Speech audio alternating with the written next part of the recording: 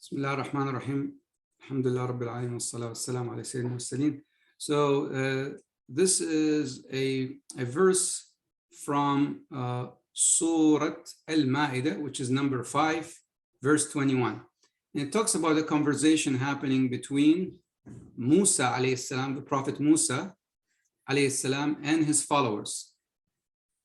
So Allah subhanahu wa ta'ala gave the order to Musa to enter Jerusalem, the Holy Land.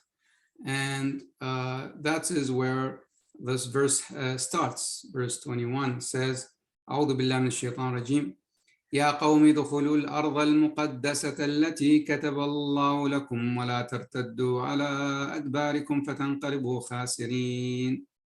So he said, oh my people, enter the Holy Land, which Allah has destined for you, and do not turn back or else you will become losers. So this is an order. It's not like, well, what do you think? What was the answer?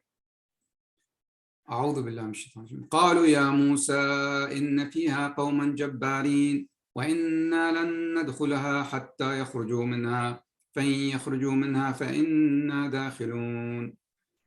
They replied, O Moses, there is an enormously powerful people there, so we will never be able to enter it, or we will not enter it until they leave. If they do, then we will enter. So they disobeyed Allah and disobeyed their prophet. Then, as we saw, as we discussed in the previous sessions in ayah, there's always a person or more who are good, who know, and Allah highlights that there's always goodness in even bad communities. قال رجلان من الذين يخافون أنعم الله عليهما ادخلوا عليهم الباب فإذا دخلتموه فإنكم غالبون وعلى الله فتوكلوا إن كنتم مؤمنين. So two of those who fear Allah, and Allah subhanahu wa ta'ala blessed them by that fear. You know, fearing Allah is a blessing. They said, seeing that they are disobeying Allah and that there's a punishment that's going to happen, wanting to save them, and this is like, you know, doing the ma'ruf, al-amr al-ma'ruf wa nahy al-munkar, condoning what is good and prohibiting what is bad. And they said to them, udkhulu alayhim al-bab, go through the gates, enter to them, and if you enter, you will be winners, because Allah subhanahu wa ta'ala is behind you. Allah is wanting you to do. فَإِنَّكُمْ غَالِبُونَ, you will certainly prevail. You are going to be the winners. وَعَلَى اللَّهِ فَتَوَكَّلُوا إِن كُنتُم مُؤْمِنِينَ, and depend on Allah, not on that you are weaker, they are stronger, and so on. What was the answer from the people? It came back. قالوا يا موسى إنا لن ندخلها أبدا ما داموا فيها فاذهب أنت وربك فقاتلا إنا هنا قاعدون. They renegated and they became even worse in their response. And they said, you know, yes, Musa, still, we will not enter it. As long as they are there, we will never enter it. Go, and this is the arrogance. This is the transgression. What did they say? Go with your Lord. Musa, go with your Lord and fight. We are sitting right here. Look at the disrespect. This is how the people of Musa, Allah subhanahu wa ta'ala put that he is angry with them because of all of these disobediences. And this is exactly another example. He said, go, you and your Lord, fight. What does that mean? What does that mean from people who are supposed to be believers? They are basically, you know, transgressed. They are out of the faith when they say this. And then in that, you know, you can imagine the frustration and the upsetness and the anger and the hopelessness of Musa alayhi salam and how much he faced. He turned to Allah. He said, قال ربي إني لا أملك إلا نفسي وأخي فافرق بيننا وبين القوم الفاسقين. So Moses turned to Allah and pleaded, oh my Lord, I have no one except myself and my brother Harun. So set us apart from the rebellious people. don't punish them. Don't punish us like them.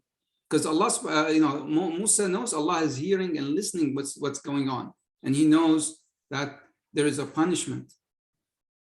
Allah subhanahu wa ta'ala answered Musa, he said, قال فإنها محرمة عليهم 40 سنة يتيهون في الأرض فلا تأس على القوم الفاسقين. And as a result, Allah subhanahu wa ta'ala said, this land is forbidden to them 40 years. They will wander through the land and will not be able to enter it. And do not be grieving for the rebellious people or the transgressors or the people who are not obedient towards Allah. Now, this is where the Muslims at the time of the Prophet ﷺ were completely the opposite. So when Allah subhanahu wa ta'ala gave the order to the Prophet ﷺ to enter Mecca, again, Mecca was the stronghold of the disbelievers. And, it is a comparable situation, more or less. And what did they say? When he told them that it is time to go and enter Mecca, they all said, we are with you, O Prophet, and we will not tell you like the people of Musa told, go, you and your Lord fight, and we are sitting here. We will tell you, go and your Lord fight, and we are with you. That means we are with Allah and His Prophet.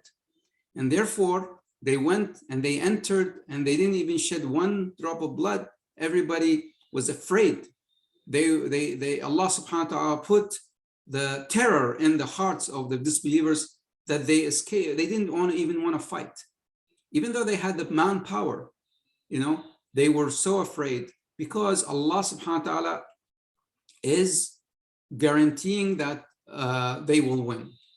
And that is what those two men were telling those people at the time of Musa.